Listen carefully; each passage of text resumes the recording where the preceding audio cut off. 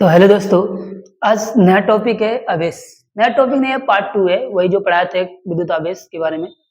तो आवेश के बारे में जानते हैं आवेश क्या है? तो आवेश जो होता है हमारे किसी पदार्थ का क्या होता है? गुण होता है। आवेश क्या है? गुण है। किसी पदार्थ का एक हमारा क्या है? गुण है।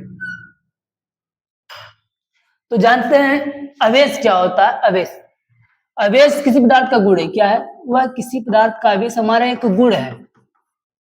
इसमें हम क्या करते हैं? विद्युत और चुंबकीय प्रभाव को क्या करते हैं? अनुभव करते हैं, महसूस करते हैं। विद्युत और चुंबकीय प्रभाव। अब ये क्या होता है? अलग टॉपिक होता है विद्युत और चुंबकीय प्रभाव। जैसे हमने पढ़ा था कि जब किसी दो पदार्थ को हम रब करते हैं तो वो क्या करते हैं? वस्तु किसी हल्की वस्तु को आकर्षित करने लगती है। तो वही जो आकर्षित करने लगती है, खींचने लगती है, वही होता है हमारा आवेश होता है।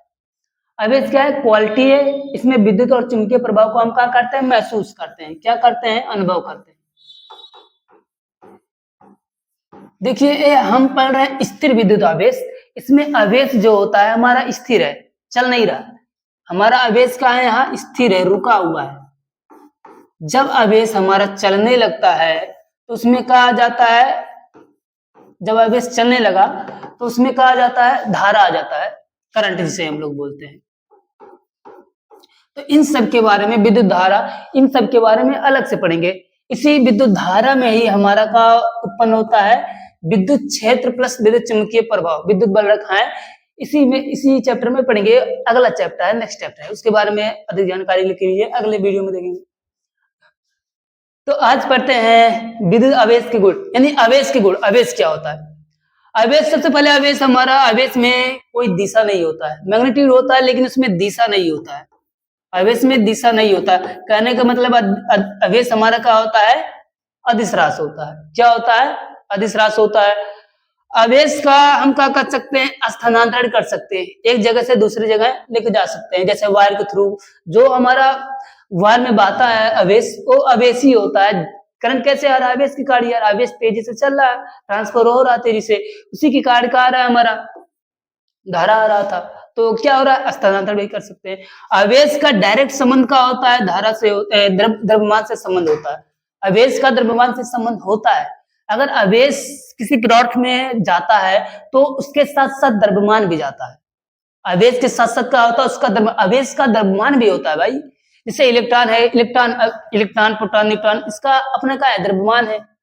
वैसे इलेक्ट्रॉन, इलेक्ट्रॉन कह सकते हैं कि इलेक्ट्रॉन के कारण ही क्या होता है? आवेश उत्पन्न हो सकता है। इलेक्ट्रॉन मतलब इलेक्ट्रॉन जो होता है आवेश का सबसे छोटा यूनिट माना जाता है, यानी आवेश का सबसे छोटा कह सकते हैं कण, पार्टिकल माना जाता है। तो आवेश इलेक्ट्रॉन जो होता है, इलेक्ट्रॉन को हम एक जगह से दूसरी जगह ले जाते हैं। ये अलग से पढ़ेंगे। इलेक्ट्रॉन सिद्धांत के बारे में जानेंगे, पहले गुण के बारे में जान लेते हैं। तो द्रव्य कह सकते हैं कि गुण का है कि आवेश का संबंध किससे होता है? द्रव्यमान से होता है। आवेश बढ़ा तो द्रव्यमान भी, आवेश गया तो द्रव्यमान भी बढ़ता है, आवेश घटा तो द्रव्यमान भी घटता है भाई। क्वांटाइजेशन का होता है, यानी क्वांटीकरण का होता है। क्वांटीकरण का मतलब होता है, इसमें क्या होता है? इसका होता है फार्मूला, Q बराबर होता है प्लस माइनस में NE। क्या होता है प्लस माइनस में? यानी या लिख सकते हैं Q बराबर NE भी कह सकते हैं हम। एक Q बराबर NE क्यों लिखे हैं? यहाँ N क्या है? Q हमारा का है। क्यों यहाँ हम क्यों, हमारा आवेश का है, आवेश है। N जो है नंबर ऑफ इलेक्ट्रॉन है, नंबर ऑफ इलेक्ट्रॉन है। ये हमारा इलेक्ट्रॉन है जिसका मान होता है 1.6 इंटू 10⁻19 कूलाम। एक कूलाम का है, अलग से पढ़ेंगे। कूलाम आवेश का इकाई अलग से भी पढ़ते हैं। तो इसके बारे में जान लेते हैं। क्यू बराबर प्लस माइनस में, यानी ये क्या है हमारा? देखो जो हमारे क्यू बराबर यानी है एक क्वांटीकरण का परिभाषा। क्वांटीकरण का मतलब होता है कि जो हमारा आवेश होता है हमेशा पूर्ण गुणज के रूप में होता है, वो बटे के रूप में नहीं होता है। यानी जो आवेश होता है हमारा हमेशा होल नंबर में होगा। आवेश हमारा कैसा रहेगा? होल नंबर में।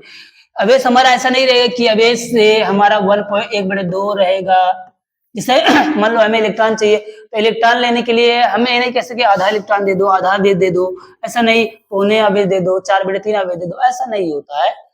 तो आवेश हमेशा कभी भी हमारा रहेगा तो कैसा रहेगा? पूर्ण गुणज में रहेगा। पूर्ण गुणज के मतलब होता है पूर्ण गुणज का मतलब होता है, पूर्ण गुणज का मतलब होता है कि Q बराबर यानी जो था हमारा Q बराबर यानी जो था हमारा Q बराबर यानी यहाँ n बराबर होता है प्लस माइनस में 1 कामा प्लस माइनस में 2 प्लस माइनस में 3 प्लस माइनस में 4 ऐसे dot dot dot dot infinite तक होता है हमारा plus n number of electron. तो Q यहाँ हमारा n कभी भी मतलब इलेक्ट्रॉन अवैध जो होता है कभी भी बट्टे में से नहीं होता है, कभी भी ऐसे बट्टे में नहीं होता है। हाँ अगर बट्टे में होता, कुछ ऐसे थे बट्टे में, ऐसे बट्टे में थे इलेक्ट्रॉन, तो उन एक गैलमान साहब थे 1964 में खोज किए कि कुछ इलेक्ट्रॉन थे जो बट्टे में थे, उनका नाम रख दिया क्वार्क, कर दिया क्वार्क, कुछ ही थे सारे नहीं। हमारा अवेश कैसा होता है हमेशा उड़गुड़ज रहेगा, अवेश कैसा रहेगा उड़गुड़ज रहेगा, समझ गए ना। चलो ठीक है और पढ़ते हैं। अब जानते हैं अवेश का यूनिट क्या होता है, अवेश का इकाई, अवेश का इकाई। तो अवेश का इकाई, इकाई मतलब यूनिट। अवेश को कैसे नापेंगे, तोलेंगे कैसे, जैसे हमें चावल चाहिए, चावल किस में नापते हैं, केजी में।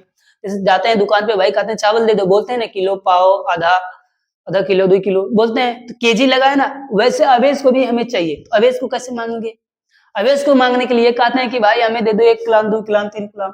तो अवेश का यसाई पद्धति में होता है मात्रक कुलाम होता है, क्या होता है कुलाम में, कुलाम में, कुलाम क्या होता है, इंग्लिश में बोलते हैं कुलम, कुलाम में होता है। इसे हम शॉर्टकट में सी से दिखाते हैं, जब भी सी लिखेंगे तो समझ जाने की क्या है कुलाम है।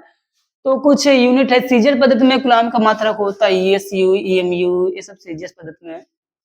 1 कुलाम बराबर होता है 3 × 10⁹ ईएसयू सीजीएस पद्धति में। 1 कुलाम बराबर क्या होता है 3 × 10⁹ ईएसयू, और 1 कुलाम बराबर होता है 1/10 ईएमयू। ये सब फार्मूला है, सब याद रखिएगा, आगे काम आएगा सवाल लगाने में। अवेश का सबसे छोटा मात्रा क्या होता है, सबसे छोटा यूनिट क्या होता है, अवेश का सबसे छोटा फ्रैंकलिन, और सबसे बड़ा क्या होता है फैराडे होता है।